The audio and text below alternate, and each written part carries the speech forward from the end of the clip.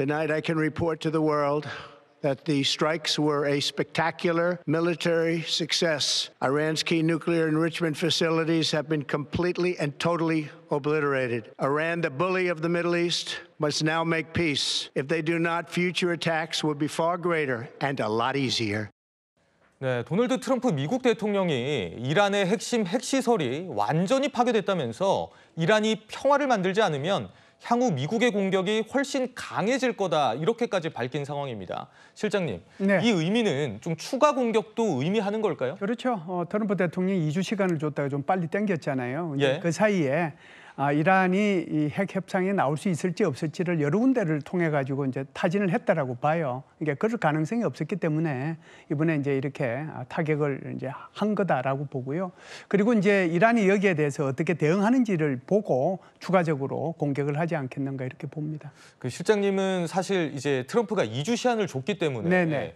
오늘 공격할 것이라고 좀 예상을 하셨습니까? 전혀 예상을 못했죠. 2주 이제 시간을 얘기했기 때문에 2주까지는 기다릴 거다라고 이제 저도 봤는데 예. 그 전에 이제 이렇게 타격을 이제 한 거죠. 알겠습니다. 트럼프 대통령은 또 다른 공격을 암시했는데요. 먼저 들어보시죠. Remember, there are many targets left. Tonight's was the most difficult of them all, by far, and perhaps the most lethal. But if peace does not come quickly, we will go after those other targets with precision, speed, and skill. Most of them can be taken out in a matter of minutes. 네, 그러니까 아직도 세계에는 많은 표적들이 남아있다 이렇게 말한 건데요. 실장님, 네. 그럼 이 표적들이라는 건 뭐 북한이나 뭐 러시아 이런 나라를 얘기를 하는 건지 아니면 이란 내 다른 시설들을 얘기하는 건지 그 의미가 궁금하거든요. 우선 이란 내 다른 시설을 의미한다라고 보고요. 예. 두 번째는 이제 그러면 다른 여러 표적들이 뭐가 있겠느냐라고 생각해 보실 텐데요.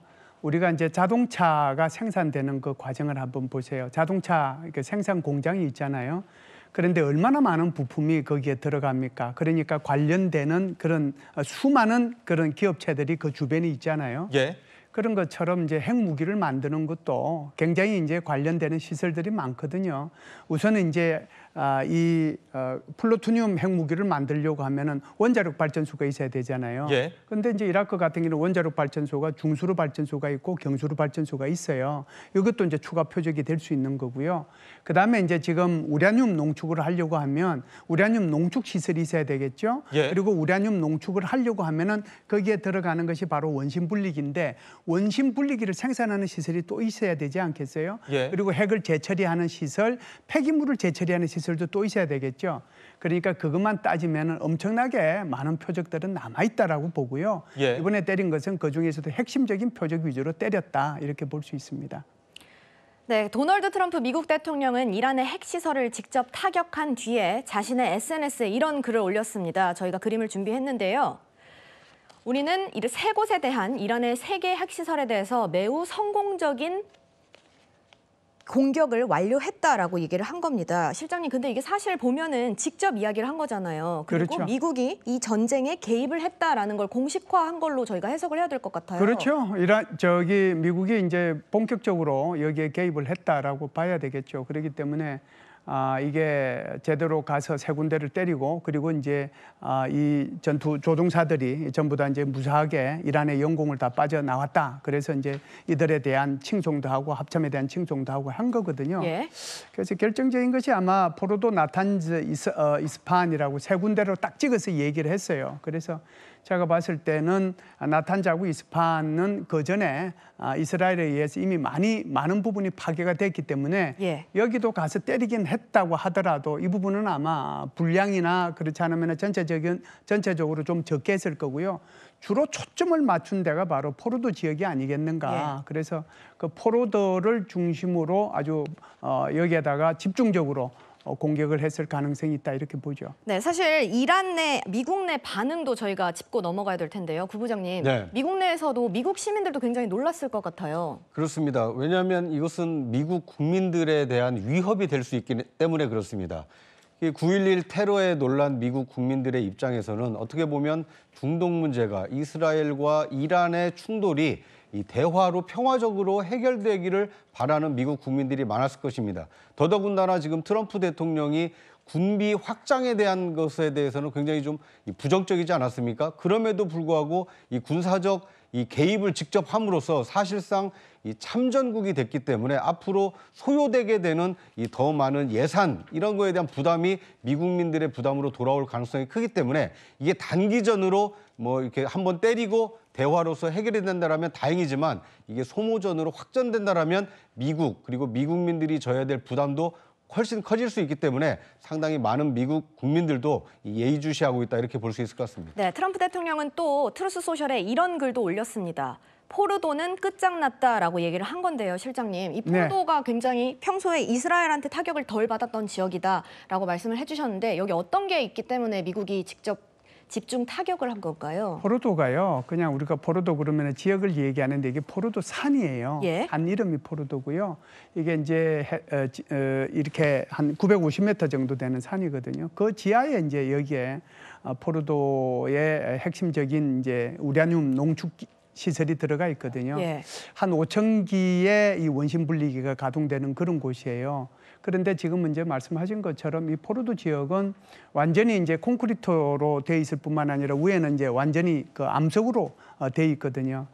그래서 지금 저쪽으로 가서 이제 타격한 것이 B2 스텔스기 저 지금 이제 화면에 나오고 있는데 예. 저기서 때릴 수 있는 것이 바로 이제 그 때릴 수 있는 것이 지금 GBU 57이잖아요. 예. 그 GBU 57이라는 벙커 버스터가 60m밖에 못 들어가요. 네. 그러면은 저기에 시설은 어떻게 돼 있냐면은 지하 80에서 100m까지거든요. 그러면 지하 60m밖에 못 때리면 그전은 못 들어가잖아요. 예.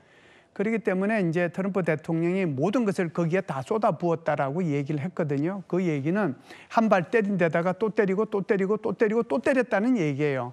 그러니까 지금 이제 나오는 이 보도에 의하면은 저기에 동원된 스텔스기는 아마 6대 정도가 되는 것 같고요.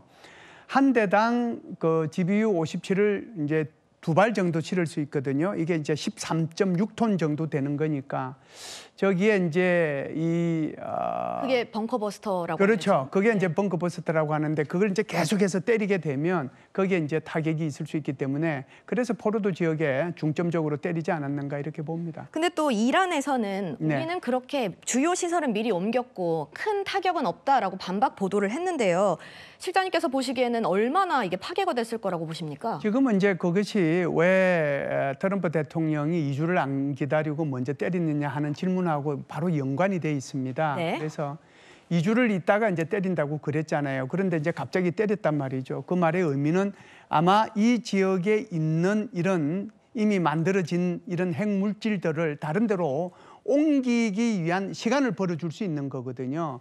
그런데 이란은 이제 이미 옮겼다라고 얘기를 했지만 그 시간을 최대한으로 줄이거나 없애기 위해서 트럼프 대통령이 가서 때렸다라고 저는 보거든요. 그렇다라고 하면은 지금 B2 스텔스기가 이렇게 6대 정도가 가서 거의 뭐 굉장히 그 파괴가 큰 벙커버스들이 이렇게 집중적으로 투하했다라고 하면은 상당한 정도의 피해가 있지 않았을까라고 생각을 하고요. 중요한 건 이런 거예요. 그 바위 위에다가 떨어뜨려봤자 아무 소용이 없거든요. 예. 그래서 집중적으로 제가 볼 때는 거기 포로도의 지하 핵시설로 들어가는 입구가 3군데 있습니다. 그쪽 지역을 중심으로 좀 때리지 않았겠는가. 그러면은 입구가 이제 완전히 막혀버리게 되고 그걸 이제 깊숙이 들어가서 때릴 수 있으니까 그렇게 되면은 이미 이동한 것은 어쩔 수 없지만 이동되지 않은 그런 핵물질이나 농축 우라늄 같은 경우는 굉장한 피해를 입을 수 있다 이렇게 보죠. 네. 그러면 실장님 이렇게 파괴가 됐다면 실제 네. 안전에는 좀 문제가 없는 겁니까? 그러니까 저게 이제 암벽으로 이제 둘러싸여 있는 거잖아요. 지하 또 시설이지 않습니까? 그렇기 때문에 현재까지는 아마 이렇게 지상으로 나오거나 이렇게 나온 거는 없다고 보는 것 같아요. 그런데 시간이 지나면은 어차피 이것은 방사능이기 때문에 누출될 수 있는 거거든요. 그래서 그 부분은 계속해서 이제 우리가 추적을 해봐야 될 필요가 있다라고 봅니다. 네. 그 오늘 뉴욕 타임스 보도에 따르면은요, 이 포르도와 이 나탄스 그리고 이스파한이 이 핵 물질을 보유하고 있는 시설이긴 하지만 이 포르도보다는 그 이 나탄스에 좀 더 많은 그 우라늄 농축 시설이 있다고 그러고요. 이스파한의 경우에는 실제 핵무기로 전용이 가능한 이 고농축 우라늄 농축 시설이 있기 때문에 오늘 트럼프가 집중한 곳은 예고편이다. 예. 포르도를 먼저 때렸고 만약 포르도를 저렇게 끝장냈음에도 불구하고 이란이 평화 협상에 나오지 않는다라면 다음에 타겟 목표는 이탄스가 되고 그 다음에는 이즈마한이 될 수 있다. 그러니까 다른 핵시설에 대한 추가 공습이 있을 수도 있다는 말씀이시죠? 그렇습니다. 그러니까 세 시설을 공격하긴 했지만 첫 번째 포르도는 완전히 끝장을 낸 것이고 나머지 두 핵시설에 대한 추가 공격 가능성을 지금 열어놓은 것이기 때문에 앞으로 이란이 어떻게 대응하느냐에 따라서 이 트럼프 미국 대통령이 추가 이 공격을 결심할 수도 있다. 뭐 이렇게 볼 수 있을 것 같습니다. 네, 실제로 이란에서 어떤 대응을 하게 될지, 군사적 보복을 하게 될지 이 부분이 가장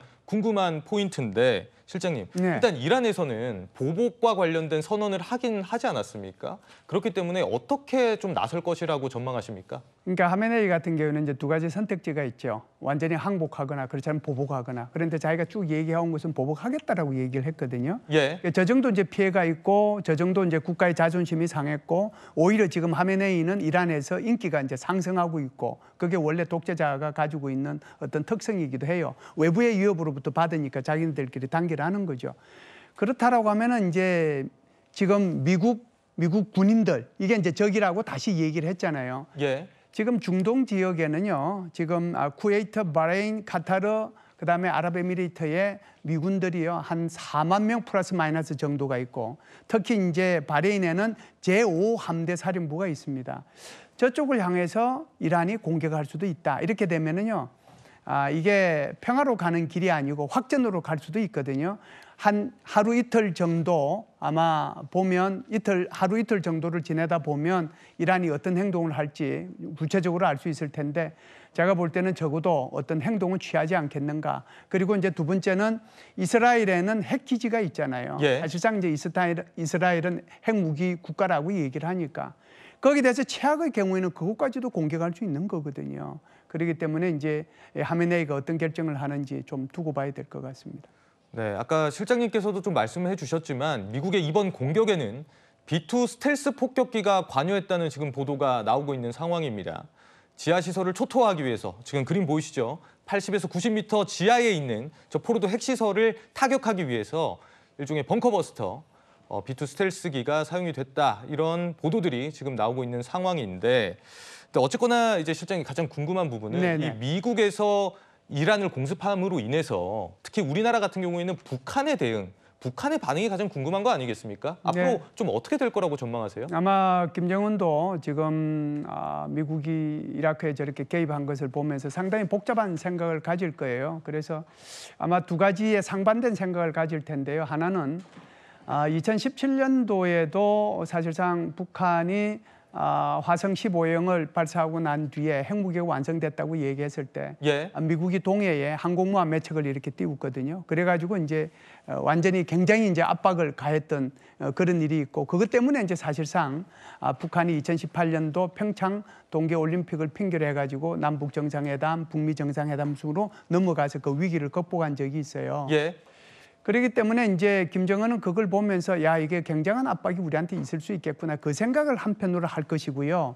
다른 한편으로는 절대로 핵 협상에 나가지 않겠다. 지금 이제 이란이 아직은 이제 핵무기를 가지고 있지 않기 때문에 미국이 이란을 때린 거 아니냐. 만일 내가 다시 핵 협상에 나가게 되면 거기서 협상이 또 잘못되고 그러면은 미국이 우리한테 때릴 수 있지 않겠는가. 그러면은 나는 절대로 비핵화 회담에 나가지 않겠다. 나의 예. 든든한 뒷배는 바로 러시아가 있기 때문에 더더욱 나갈 필요가 없다. 그런 생각을 동시에 하지 않겠는가 그런 생각을 해요. 실장님, 저는 이 이슈를 지켜보면서 이게 네네. 가장 궁금하더라고요. 이렇게 굉장히 큰 나라들이, 강대국들이 들어가서 타격을 하는 거를 보면은 이게 3차 대전으로 발발하지 않을까 이런 걱정이 드는데 그건 어떻게 전망하십니까? 제가 볼 때는 뭐 3차 대전까지는 금방 이렇게 발전되지는 않을 것 같고요. 우선 이제 그쪽으로 발전하려고 하면 중국과 러시아가 이제 직접적으로 개입을 해야 되는데 중국은 조금 방관자적인 입장이고 러시아가 개입을 해야 되는데 러시아도 코가 석자입니다. 그렇기 때문에 오히려 러시아는 이 기회를 이용을 해서 어제 푸틴 대통령이